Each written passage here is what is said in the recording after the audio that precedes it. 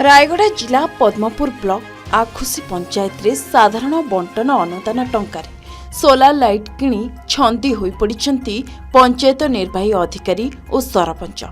एथिरे व्यापक अनियमितता होइतिबा अभियोग आनिछंती खोद आखुसिंग ग्राम पंचायत रो नायब सरपंच और अन्य वार्ड सभ्य माने। साधारण बंटन अनुदान टंका विपर्यय परिचालना अबा जरूरीकालीन परिस्थिति रे खर्च करिबा पाई पंचायत रे एही अनुदान को गच्छित करी रखा जाइथाय। तेबे एही टंकारे किपरि सोलार लाइट किणा जाइछि बोली अभियोग आनिछंती आखुसिंग पंचायत रो नायब सरपंच देवाशीष महापात्र।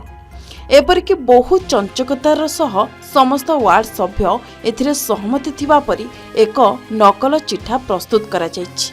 एपरिकी बिना टेंडर विज्ञप्ति बाहर करी निजको सुहाइला परी अनुकंपा देखाई एक व्यावसायिक संस्था पाखरु नकल कोटेशन आनी बजार दररु अधिक टंका विनिमय रे मोट 11,90,000 टंकार सोलार लाइट आखुसिंग पंचायत रो विभिन्न स्थान रे लगा जाइथिबा अभियोग होइछि।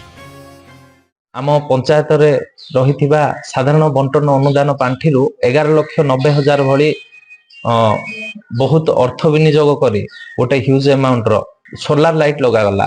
वार्ड मेंबर माननकु न जणे बा सह वार्ड मेंबर माननकु जणा जाइछि बोली मिथ्या कागज पत्र मिथ्या डॉक्यूमेंटेशन सबु तयारी करा गला एवं मिथ्या कोटेशन जोड़ा गला अधिक अर्थ विनियोग करा गला।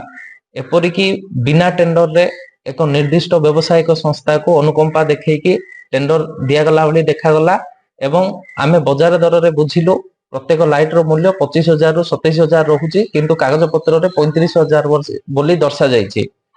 जेउथिरे आमे समस्ते क्षुब्ध होई जिलापाल उपजिलापाल एवं स्थानीय आम पद्मपुर ब्लॉक रो डेवलपमेंट ऑफिसर बा बीडीओ को अभियोग करिथिलु। समस्ते हमको तार सठिक तदंत करी कार्यानुष्ठान नवा पाई प्रतिश्रुति देइछन्ते। हमर दुख होछि कोन कि हमर कोनोसी सरपंच बा वार्ड मेंबर माननको ए विषय रे जणाई नथिले न जणाई कि से माने फेक कागज पत्र फेक कोटेशन दे कि ए पैसा खर्च करते किंतु आमे समाज रे जानिलु जे सेई लाइट रो मूल्यटा होछि 25,000 किंतु कोटेशन रे आमे देखिबा पाइलु जे सेटा 35,000 टका अमाउंट रे खर्च होइछि।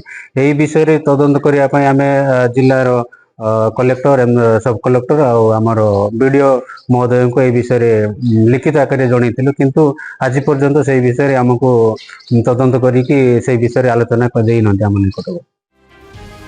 साधारण बंटन अनुदान टंका जहा जरूरीकालीन परिस्थिति रे साधारण लोकंक पई खर्च हेबा कथा सेही टंकार अपव्यवहार को सहजरे ग्रहण करि पारुनांती वार्ड सभ्य। अन्य पक्षरे सोलार लाइट किनिबा समय रे जो सरकारी विधिवत व्यवस्था रही ताकू अनुसरण न करी सरकारी नियम को फू करी उड़ाई दिया जाइछि।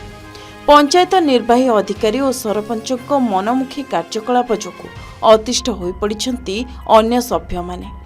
तेबे एमाने काहा छत्र छाया तले रही निजको बलियान मन करिबा सह मनमुखी कार्यकलाप करुछंती ताहा वर्तमान एक प्रश्नवाची सृष्टि करिछि। एने नायब सरपंच और अन्य सभ्य माने लिखित आकार रे जिलापाल उपजिलापाल एवं बीडीओ को अभियोग करिसेंती। एने आमे उभय पंचायत निर्वाही अधिकारी को घटना संपर्क रे पचारिबारु से किछि जानि नाहांती बोली सीधा सीधा मना करि दैथिले एवं ए संपर्क रे सूचना देबा लगी मना करि दैथिले। पर सरपंच जनक कहिथिले जे पैसा तो खर्च होई सारिछि लाइट लगा सरिछि बोली कही कैमरा सामने रे किछि कहिबा पई रोकठोक मना करि दैथिले। जे पंचायत रे मनमुखी कारबार बहुत चलछि एवं घोटाला चलछि।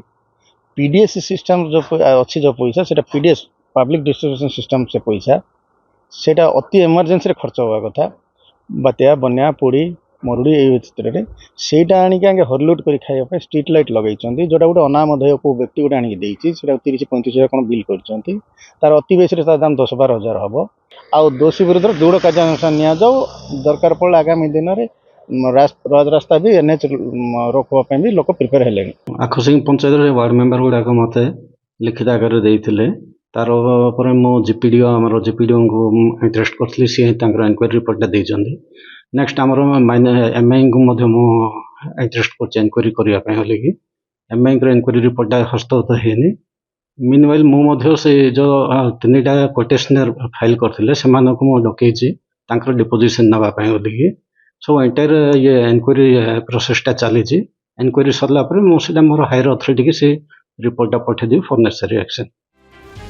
ନିଶ୍ଚିତ ଭାବରେ ଏହି ଘଟଣାକୁ କୋଉଠି ନା କୋଉଠି ଦବାଇବାକୁ ଚେଷ୍ଟା କରାଯାଉଥିବା ବେଳେ ଏହାର ଉଚ୍ଚସ୍ତରୀୟ ନିରପେକ୍ଷ ତଦନ୍ତ ବର୍ତ୍ତମାନ ଆବଶ୍ୟକ ହୋଇପଡ଼ିଛି। ରାୟଗଡ଼ା ଜିଲ୍ଲା ଗୁଣପୁରରୁ ରାଜେଶ କୁମାର ପାଢ଼ୀଙ୍କ ରିପୋର୍ଟ, କେ ନ୍ୟୁଜ୍ ଓଡ଼ିଶା।